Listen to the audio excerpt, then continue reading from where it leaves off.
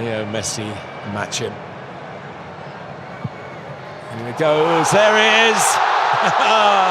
শতভাগ জয়ের রেকর্ড নিয়ে গ্রুপ পর্ব শেষ করল বর্তমান বিশ্ব চ্যাম্পিয়ন আর্জেন্টিনা।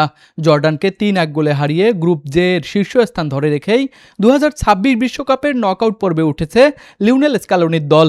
আজ সকালে ডালাসে অনুষ্ঠিত ম্যাচে একাধিক পরিবর্তন নিয়েও শুরু থেকেই আধিপত্য দেখিয়েছে আর্জেন্টিনা। প্রথমার্ধে জিওভানি লো সেলসোর দারুণ এক ফ্রি কিকে এগিয়ে যায় আর্জেন্টিনা।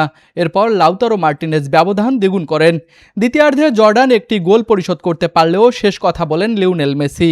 60তম মিনিটে বদলি হিসেবে নেমে দুর্দান্ত এক ফ্রি কিক থেকে গোল করে দলের 3-1 ব্যবধানের জয় নিশ্চিত করেন আর্জেন্টাইন মহানায়ক ফুটবল জাদুকর মেসি। এই গোলের মাধ্যমে বিশ্বকাপে টানা 7 ম্যাচে গোল করার অনন্য বিশ্ব রেকর্ড গড়েছেন তিনি।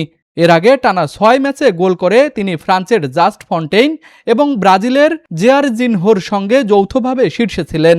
চলতি বিশ্বকাপে এটি মেসির 6ষ্ঠ গোল। অন্যদিকে বিশ্বকাপে প্রথমবার অংশ নেওয়া জর্ডান লড়াইয়ের ছাপ রাখলেও গোলরক্ষকের ভুলে দুটি ফ্রি কিক থেকেই গোল হজম করে ম্যাচ থেকে ছিটকে যায়।